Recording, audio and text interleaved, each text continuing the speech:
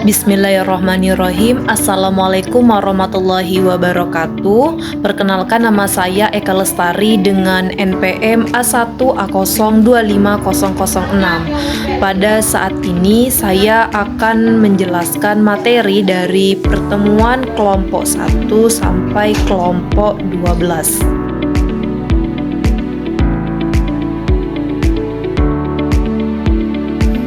Dalam dunia pendidikan, keberhasilan tidak hanya ditentukan oleh apa yang diajarkan, tetapi juga bagaimana seluruh proses itu dikelola. Pengelolaan pendidikan menjadi fondasi utama yang memastikan setiap komponen berjalan secara terarah dan saling mendukung satu sama lain. Sejarah pengelolaan pendidikan memperlihatkan bahwa sistem pendidikan tidak bersifat tetap, melainkan terus berkembang mengikuti perubahan zaman. Dari awalnya yang bersifat tradisional dan sederhana, hingga berkembang menjadi lebih modern dan terstruktur. Perubahan ini menunjukkan pentingnya pengelolaan dalam mengarahkan proses pendidikan. Dan hal ini menegaskan bahwa tanpa pengelolaan yang baik, pendidikan akan berjalan secara efektif dan sulit mencapai tujuan yang diharapkan. Pengelolaan pendidikan merupakan proses yang sistematis yang mencakup perencanaan, pengorganisasian, pelaksanaan, serta evaluasi seluruh komponen pendidikan. Di dalamnya terdapat pengambilan keputusan strategis yang berperan dalam menentukan arah kebijakan di suatu lembaga pendidikan. Fungsi utama pengelolaan pendidikan adalah menghubungkan antara kebijakan yang telah dirancang dengan pelaksanaan di lapangan. Dengan pengelolaan yang baik, komponen seperti kurikulum, tenaga pendidik, peserta didik, sarana prasarana dan keuangan dapat berjalan secara selaras. Namun, dalam praktiknya, pengelolaan pendidikan masih menghadapi berbagai macam kendala. Fokus yang berlebihan pada aspek administratif sering membuat kualitas pelaksanaan kurang diperhatikan.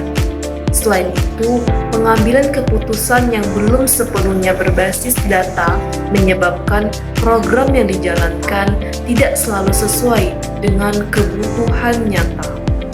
Jika dilihat dari sejarahnya, pengelolaan pendidikan mengalami perkembangan secara bertahap. Pada tahap awal, pengelolaan masih bersifat sederhana, belum terstruktur, dan sangat bergantung pada satu peran individu, terutama pada guru. Seiring waktu mulai muncul kebutuhan akan sistem yang lebih terorganisir, pembagian tugas menjadi lebih jelas, struktur organisasi mulai dibentuk, dan perencanaan kegiatan mulai diperhatikan. Memasuki tahap modern, prinsip-prinsip manajemen mulai diterapkan secara sistematis. Perencanaan disusun secara lebih terarah, pelaksanaan mengikuti prosedur yang jelas, dan evaluasi digunakan sebagai dasar untuk melakukan perbaikan. Pada era kontemporer, pengelolaan pendidikan mengalami perkembangan yang lebih kompleks. Pemanfaatan teknologi informasi mulai digunakan dalam berbagai aspek pengelolaan, seperti dalam pengelolaan data, penyusunan laporan, serta pengambilan keputusan. Selain itu, pendekatan partisipatif juga mulai diterapkan dengan melibatkan berbagai pihak dalam proses pengelolaan. Perkembangan ini memberikan dampak positif seperti meningkatkan efisiensi kerja, sistem yang lebih terstruktur, serta kemudahan dalam pengambilan keputusan. Namun, perkembangan tersebut juga menghadirkan tantangan-tantangan baru, terutama terkait dengan kesiapan sumber daya manusia. Tidak semua tenaga pendidik memiliki kemampuan yang sama dalam memanfaatkan teknologi dan memahami sistem yang berkembang. Hal ini menunjukkan bahwa kemajuan sistem tidak selalu diikuti oleh kesiapan dalam pelaksanaannya. Dengan demikian, pengelolaan pendidikan memiliki peran yang sangat penting dalam menentukan keberhasilan pendidikan dan terus berkembang mengikuti perkembangan zaman. Namun, keberhasilan tersebut tidak hanya bergantung pada sistem yang dirancang, melainkan pada bagaimana sistem tersebut dijalankan secara konsisten dan berkelanjutan. Karena pada akhirnya, kualitas pendidikan tidak hanya dibentuk oleh konsep, tetapi pada pengelolaan yang tepat. Sekian materi dari pertemuan pertama. Mari kita lanjut ke materi pertemuan berikutnya. Kelompok 2 menjelaskan proses dan substansi pengelolaan pendidikan atau satuan pendidikan. Dalam penjelasan yang dijelaskan oleh kelompok 2, menjelaskan bahwa dalam dunia pendidikan keberhasilan tidak pernah terjadi secara kebetulan. Ia lahir dari proses yang dirancang, dikelola, dan dijalankan dengan penuh kesadaran. Setiap kegiatan dalam satuan pendidikan bukan hanya sekedar berjalan, melainkan harus diatur melalui proses yang jelas dan didukung oleh unsur-unsur yang saling berkaitan. Disinilah pengelolaan pendidikan mengambil peran penting sebagai pengarah yang memastikan seluruh proses dan substansi pendidikan berjalan secara terstruktur, efektif, dan memiliki tujuan yang pasti. Proses pengelolaan pendidikan merupakan rangkaian kegiatan yang meliputi perencanaan, pengorganisasian, pelaksanaan, dan evaluasi. Keempat proses ini saling berkaitan dan menjadi dasar dalam menjalankan seluruh aktivitas di satuan pendidikan. Yang pertama ada perencanaan, yang merupakan tahap awal yang berfungsi untuk menentukan tujuan, program, serta langkah-langkah yang akan dilakukan. Perencanaan yang baik akan memberikan arah yang jelas dalam pelaksanaan pendidikan. Yang kedua, ada pengorganisasian yang dilakukan untuk mengatur pembagian tugas, wewenang, dan tanggung jawab setiap pihak yang terlibat. Dengan pengorganisasian yang baik, setiap komponen dapat bekerja secara terkoordinasi. Yang ketiga ada pelaksanaan, yang merupakan tahap di mana seluruh rencana dijalankan dalam kegiatan nyata. Pada tahap ini, seluruh komponen pendidikan berperan aktif sesuai dengan fungsinya masing-masing.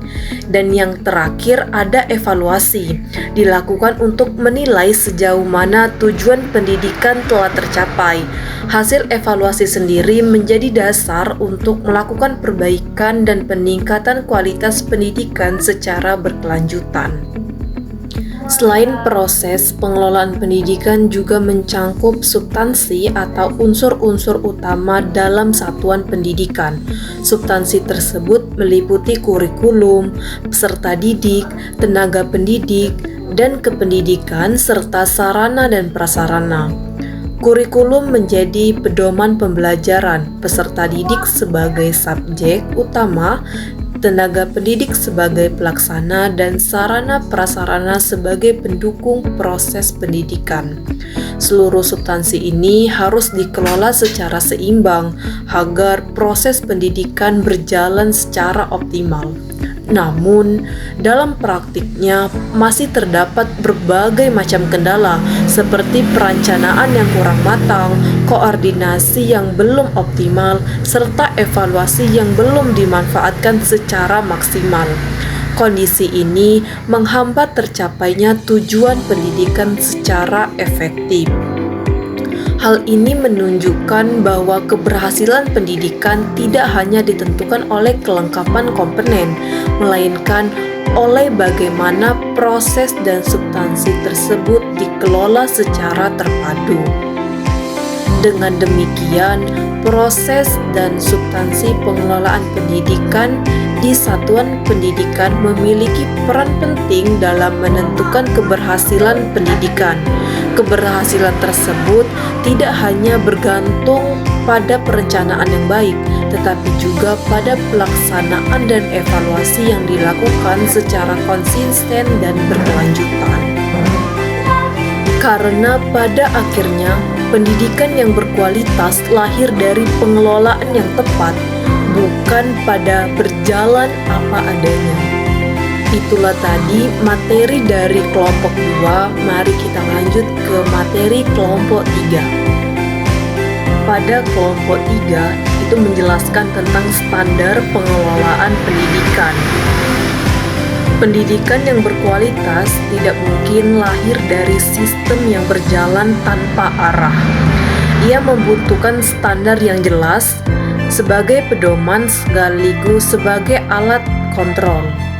Tanpa standar, pengelolaan pendidikan beresiko berjalan secara tidak teratur, bahkan kehilangan tujuan yang seharusnya dicapai. Disinilah standar pengelolaan pendidikan menjadi penting, bukan hanya sebagai aturan belaka, tetapi sebagai penjamin mutu yang harus dijalankan secara nyata. Standar pengelolaan pendidikan merupakan pedoman yang mengatur bagaimana seluruh satuan pendidikan direncanakan, dilaksanakan, diawasi, dan dievaluasi secara sistematis. Tujuannya adalah untuk memastikan bahwa seluruh proses pendidikan berjalan efektif, efisien, dan mampu mencapai mutu yang diharapkan. Aspek pertama adalah perencanaan program yang mencakup penyusunan visi, misi, tujuan, serta program kerja satuan pendidikan. Perencanaan ini seharusnya disusun berdasarkan kebutuhan nyata di lapangan. Namun, dalam praktiknya, perencanaan sering kali bersifat formalitas belaka, hanya untuk memenuhi dokumen administrasi tanpa benar-benar menjadi acuan pelaksanaan yang ada di lapangan. Aspek kedua adalah pelaksanaan kegiatan, yaitu penerapan dari rencana yang telah disusun. Pelaksanaan seharusnya berjalan sesuai dengan standar dan prosedur yang telah ditetapkan. Namun, tidak jarang terjadi ketidaksesuaian antara rencana dan pelaksanaan, sehingga program yang dijalankan tidak mencapai hasil yang optimal. Aspek ketiga adalah pengawasan, yang berfungsi untuk memastikan bahwa seluruh kegiatan berjalan sesuai dengan standar. Pengawasan seharusnya dilakukan secara berkelanjutan dan objektif. Namun dalam kenyataannya, pengawasan seringkali belum maksimal dan cenderung bersifat administratif, sehingga kurang mampu mengontrol kualitas secara nyata. Aspek keempat adalah evaluasi, yang digunakan untuk menilai keberhasilan program dan menjadi dasar dalam perbaikan. Evaluasi seharusnya menjadi alat refleksi yang kritis, namun dalam banyak kasus masih banyak hasil evaluasi yang belum dimanfaatkan secara optimal, sehingga kesalahan yang sama terus berulang-ulang. Keempat aspek ini menunjukkan bahwa standar pengelolaan pendidikan bukan hanya sekedar dokumen di atas kertas, melainkan sistem yang harus dijalankan secara utuh dan konsisten. Hal ini menunjukkan bahwa masalah utama bukan pada ketiadaan standar, melainkan pada lemahnya implementasi dan kurangnya kesadaran dalam menjalankan secara sungguh-sungguh. Dengan demikian, standar pengelolaan pendidikan memiliki peran penting dalam menjaga dan meningkatkan mutu kualitas pendidikan. Namun, keberhasilan standar tersebut tidak ditentukan oleh seberapa lengkap aturan, tetapi bagaimana sejauh mana standar itu diterapkan secara konsisten dan berkelanjutan. Karena pada akhirnya standar yang baik tidak akan berarti jika berhenti sebagai dokumen tanpa pelaksanaan nyata. Sekian materi dari kelompok 3. Mari kita lanjut ke materi kelompok 4. Pada materi kelompok 4 itu menjelaskan tentang pengelolaan kurikulum dan pembelajaran. Di sini dijelaskan bahwa kurikulum itu bukan sekedar susunan materi dan pembelajaran, bukan juga sekedar aktivitas di dalam kelas. Keduanya menjadi arah utama yang menentukan bagaimana pendidikan membentuk cara berpikir dan kemampuan peserta didik. Tanpa pengelolaan yang tepat, tujuan tersebut sulit tercapai secara maksimal. Pengelolaan kurikulum dan pembelajaran mencangkup 3 tahapan utama, yaitu perencanaan, pelaksanaan, dan evaluasi. Ketiga tahapan ini saling berkaitan dan menentukan kualitas proses belajar. Pada tahap perencanaan, kurikulum disusun sebagai acuan dalam menentukan tujuan, materi, metode, dan penilaian. Idealnya, penyusunan ini mempertimbangkan kebutuhan peserta didik serta perkembangan zaman. Namun, dalam kenyataannya, perencanaan sering dilakukan secara formalitas tanpa analisis yang mendalam. Tahapan kedua merupakan penerapan dari rencana yang telah disusun. Di sini, guru sangat menentukan dalam menciptakan suasana belajar yang aktif dan bermakna. Sayangnya, pembelajaran masih sering didominasi oleh guru, sehingga keterlibatan peserta didik kurang optimal. Selain itu, penggunaan metode yang kurang bervariasi membuat pembelajaran atau prosesnya cenderung monoton dan kurang menantang. Tahapan evaluasi berfungsi untuk melihat sejauh mana tujuan proses pembelajaran tercapai. Penilaian mencangkup hasil belajar yang menyeluruh, namun yang sering terjadi evaluasi hanya berfokus pada angka, bukan pemahaman terhadap pembelajaran yang dilakukan siswa di dalam kelas.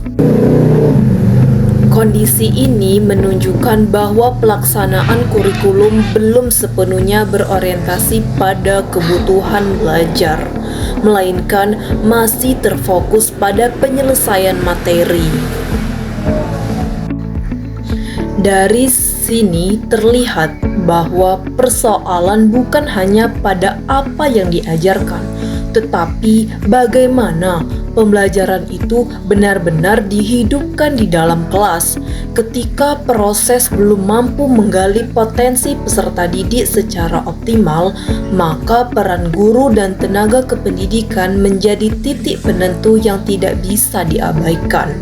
Dan disinilah pembelajaran selanjutnya menjadi penting.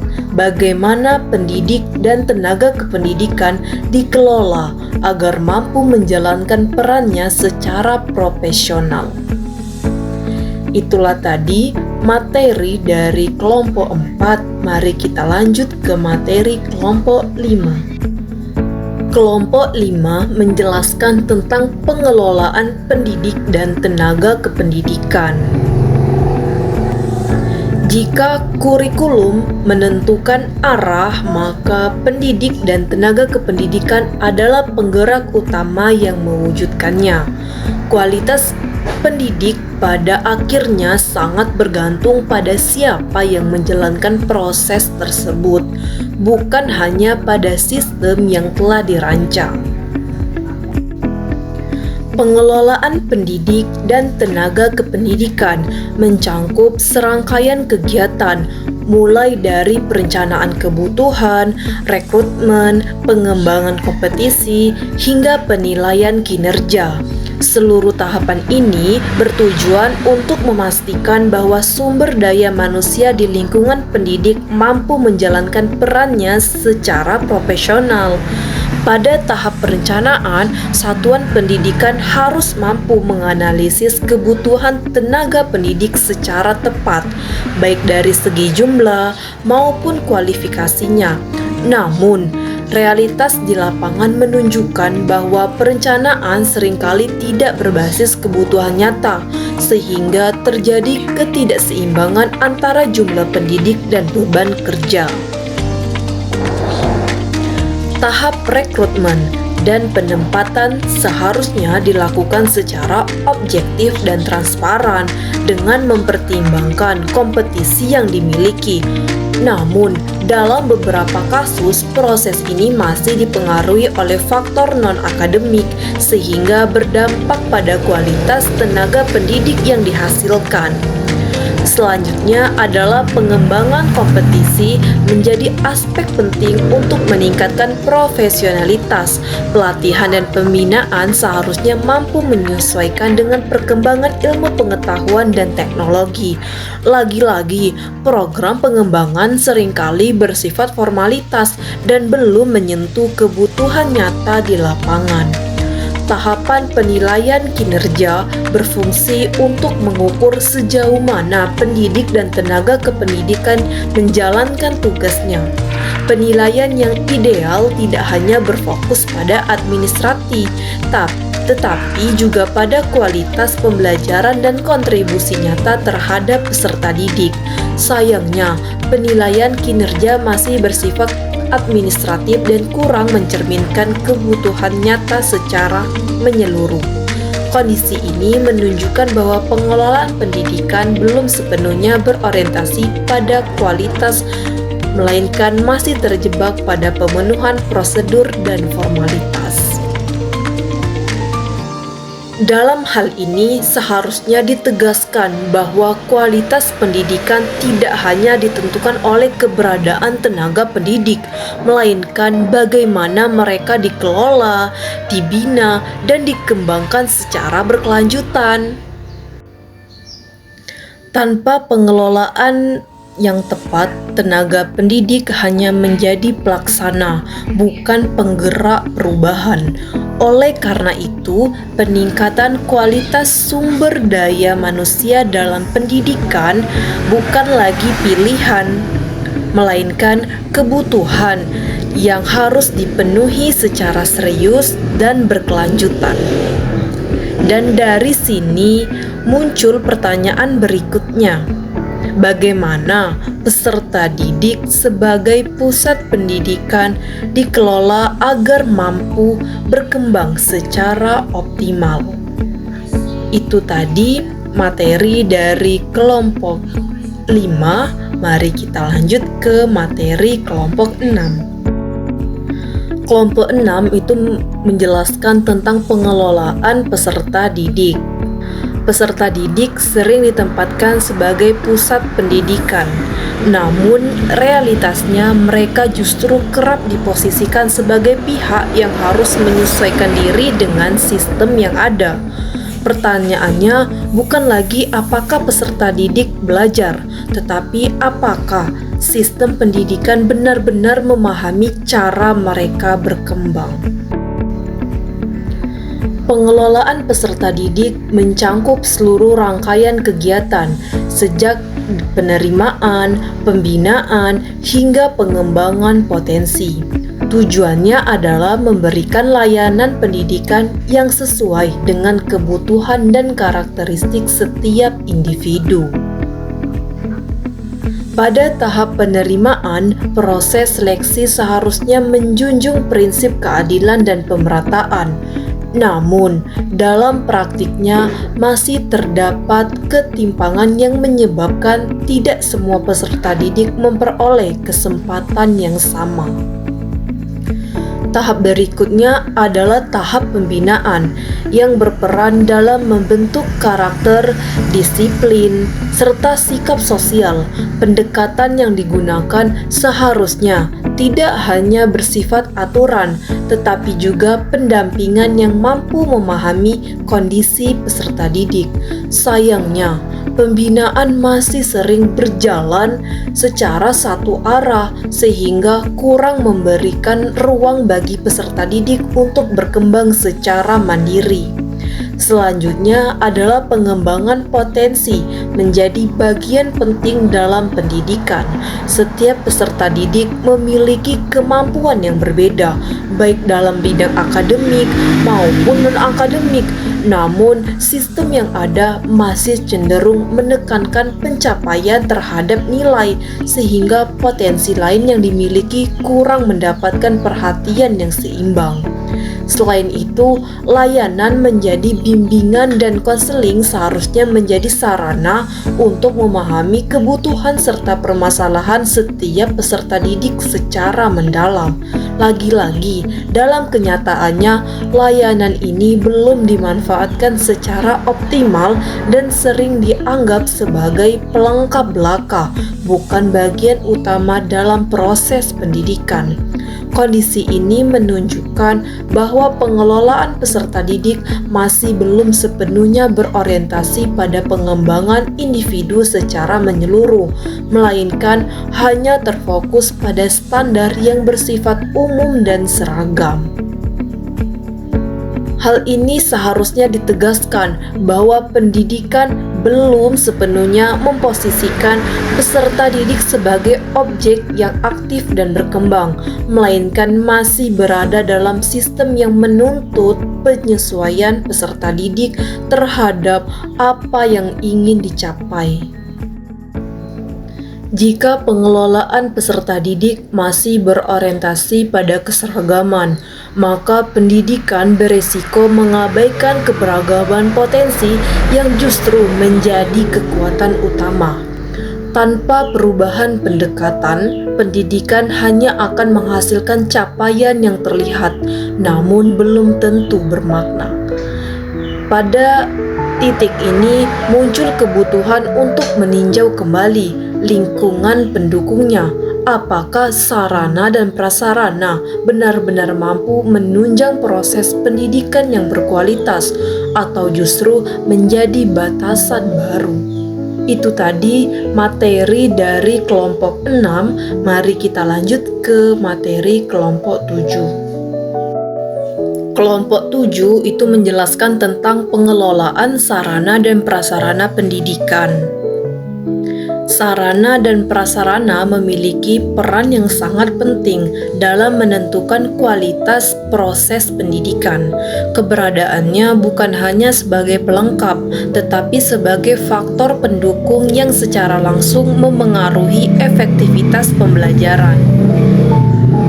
Tanpa pengelolaan yang terarah, fasilitas yang tersedia tidak akan memberikan dampak yang signifikan, bahkan berpotensi menjadi sumber ketidakefisienan dalam pelaksanaan pendidikan. Pengelolaan sarana dan prasarana pendidikan mencangkup serangkaian kegiatan yang meliputi perencanaan, pengadaan, pemanfaatan, serta pemeliharaan fasilitas pendidikan. Seluruh proses ini bertujuan untuk menciptakan lingkungan belajar yang lebih layak, nyaman, dan mampu menunjang kegiatan pembelajaran secara optimal. Pada tahap pertama, yaitu perencanaan, kebutuhan sarana dan prasarana seharusnya disusun berdasarkan kondisi nyata serta prioritas yang mendukung proses pembelajaran. Namun, dalam praktiknya, perencanaan seringkali tidak berbasis analisis kebutuhan yang mendalam, sehingga fasilitas yang disediakan tidak sepenuhnya relevan dengan kebutuhan yang terjadi di lapangan. Pada tahap pengadaan, bertujuan untuk merealisasikan rencana yang telah disusun. Proses ini seharusnya mempertimbangkan aspek kualitas, fungsi, dan efisiensi. Namun dalam kenyataannya, pengadaan masih sering berorientasi pada kelengkapan administratif. Selanjutnya adalah pemanfaatan sarana dan prasarana yang menjadi aspek yang sangat menentukan. Fasilitas yang tersedia seharusnya digunakan secara maksimal untuk mendukung proses belajar. Namun masih banyak ditemukan sarana yang tidak dimanfaatkan secara optimal, baik karena kurangnya pengawasan, keterbatasan kemampuan pengguna, maupun kurangnya kesadaran akan pentingnya pemanfaatan fasilitas tersebut. Tahap pemeliharaan juga memiliki peran penting dalam menjaga kualitas fasilitas agar tetap dapat digunakan dalam jangka panjang. Pemeliharaan yang baik seharusnya dilakukan secara rutin dan terencana. Namun dalam praktiknya, aspek ini seringkali kurang diperhatikan sehingga fasilitas mengalami kerusakan dan tidak mampu mendukung proses pendidikan secara efektif. Tanpa pengelolaan yang tepat, sarana dan prasarana hanya akan menjadi aset yang ada secara fisik, namun tidak memberikan dampak nyata terhadap proses pembelajaran. Oleh karena itu, perhatian tidak hanya terletak pada ketersediaan fasilitas, melainkan bagaimana fasilitas tersebut didukung secara berkelanjutan. Dan pada titik ini, pengelolaan keuangan menjadi aspek yang tidak dapat dipisahkan karena dari sanalah seluruh kebutuhan pendidikan direncanakan, dialokasikan, dan dipertanggungjawabkan. Itu tadi materi yang dari kelompok 7. Mari kita lanjut ke materi kelompok 8. Kelompok 8 itu menjelaskan tentang pengelolaan keuangan pendidikan atau satuan pendidikan. Pengelolaan keuangan pendidikan mencakup perencanaan anggaran, pelaksanaan penggunaan dana, serta pelaporan dan pertanggungjawaban. Ketiga tahapan ini menentukan apakah dana benar-benar mendukung peningkatan kualitas pendidikan atau hanya sekedar terserap. Pada tahap perencanaan, anggaran seharusnya disusun berdasarkan kebutuhan prioritas. Namun dalam praktiknya seringkali bersifat administratif sehingga tidak sepenuhnya mencerminkan kebutuhan yang ada di lapangan. Pada tahap pelaksanaan, penggunaan dana seharusnya tepat sasaran dan efisien, namun masih ditemukan alokasi yang kurang efektif, bahkan tidak berdampak langsung pada kualitas pembelajaran. Sementara itu, pelaporan keuangan seharusnya menjadi bentuk transparansi, namun pada kenyataannya pelaporan lebih berorientasi pada kelengkapan dokumen daripada keterbukaan informasi substansial. Kurangnya pengawasan yang kuat menjadi celah dalam pengelolaan keuangan, sehingga akuntabilitas belum sepenuhnya terjamin. Kondisi ini menunjukkan bahwa persoalan utama bukan pada ketersediaan dana, melainkan pada bagaimana dana tersebut dikelola secara bertanggung jawab dan berdampak nyata.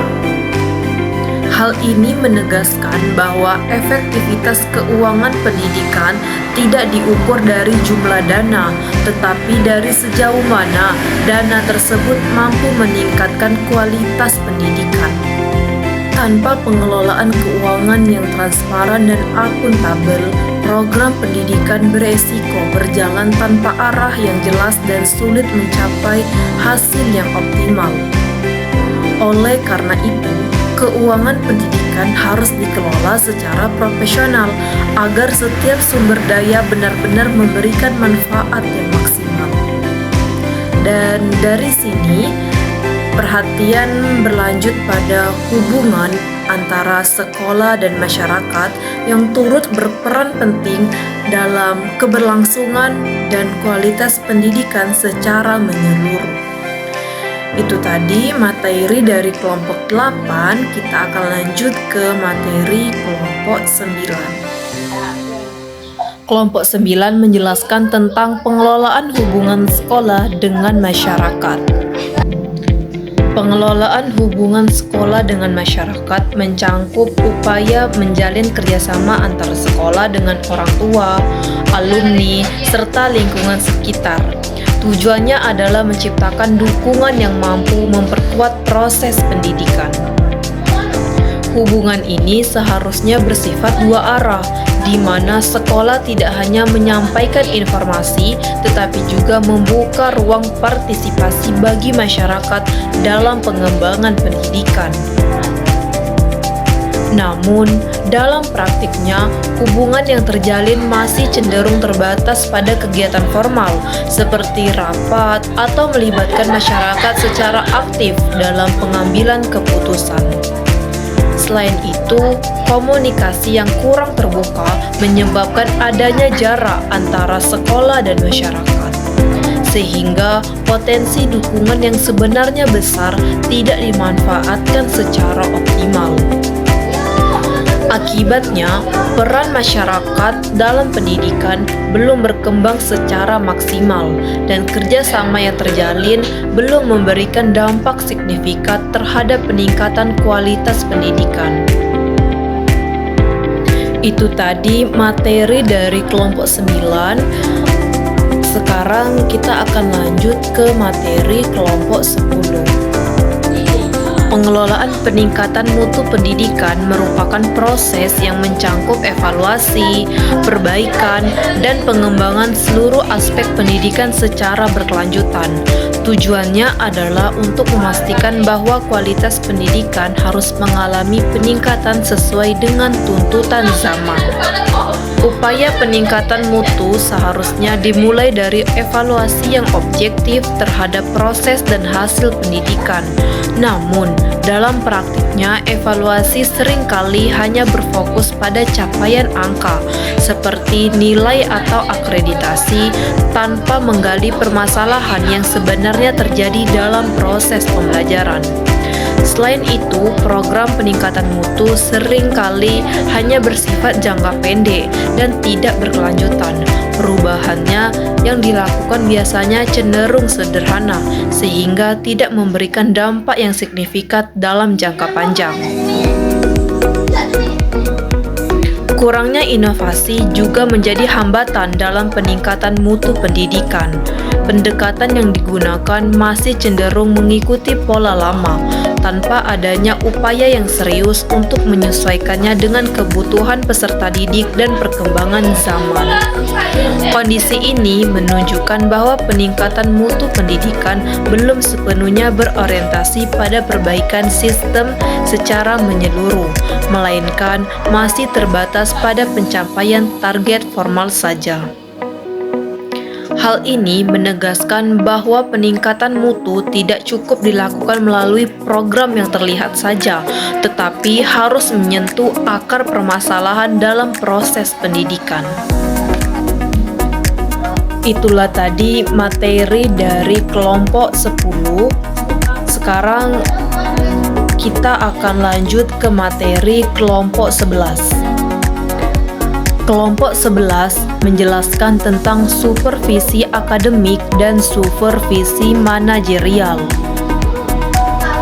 Supervisi pendidikan merupakan upaya untuk memastikan bahwa proses pembelajaran dan pengelolaan sekolah berjalan sesuai dengan tujuan yang telah ditetapkan. Supervisi sendiri terbagi menjadi dua. Yang pertama ada supervisi akademik yang berfokus pada peningkatan kualitas pembelajaran, serta supervisi manajerial yang berkaitan dengan pengelolaan sekolah secara keseluruhan. Kedua bentuk supervisi ini seharusnya berfungsi sebagai sarana pembinaan yang mendorong perbaikan secara berkelanjutan. Namun, dalam praktiknya, supervisi masih sering berorientasi pada aspek administratif, seperti pemeriksaan dokumen, dan tidak pada peningkatan kualitas kerja secara nyata. Pendekatan yang digunakan cenderung hanya terfokus pada satu arah, sehingga supervisi lebih terasa sebagai penilaian daripada proses pembinaan. Hal ini menyebabkan supervisi tidak ditentukan oleh seberapa sering dilakukan, melainkan oleh sejauh mana mampu mendorong perubahan dan perkembangan dalam praktik dunia pendidikan. Itu tadi materi dari kelompok 11. Selanjutnya saya akan menjelaskan materi dari kelompok 12. Dan pada materi terakhir yang dijelaskan oleh kelompok 12 itu menjelaskan tentang kepemimpinan pendidikan dan pengambilan keputusan. Kepemimpinan pendidikan merupakan faktor penentu dalam mengarahkan seluruh proses pengelolaan di satuan pendidikan. Seorang pemimpin, terutama kepala sekolah, memiliki peran yang sangat penting dalam mengelola sumber daya, membangun kerjasama, serta menentukan arah kebijakan pendidikan.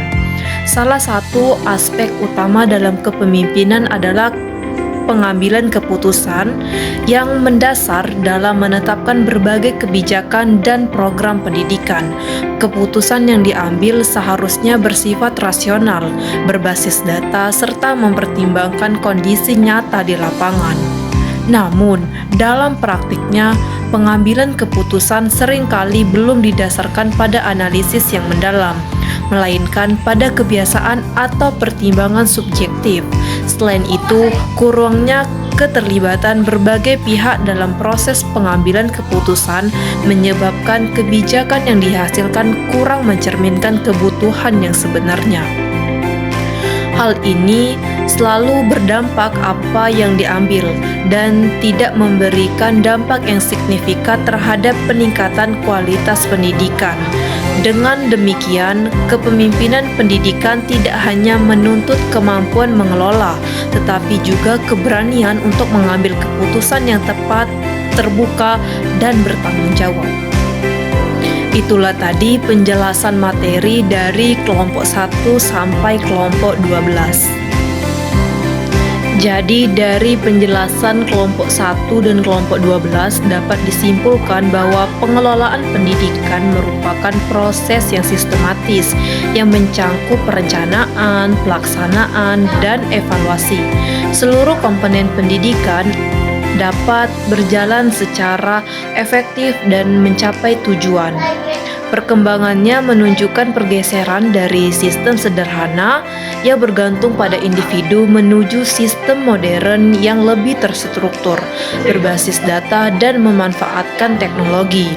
Dalam praktiknya, pengelolaan pendidikan melibatkan berbagai macam aspek, mulai dari kurikulum, tenaga pendidik, peserta didik, sarana prasarana, hingga keuangan. Namun, berbagai macam kendala masih terus bermunculan, seperti dominasi administratif, kurangnya pemanfaatan sumber daya, serta pengambilan keputusan yang belum sepenuhnya berbasis kebutuhan nyata.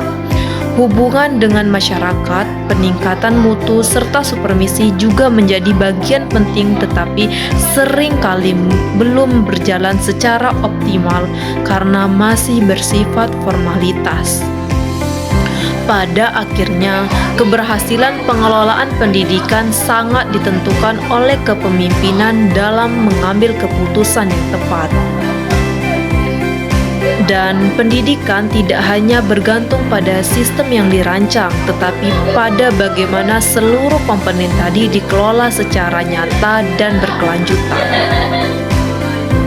Itulah tadi materi yang dapat saya sampaikan. Terima kasih.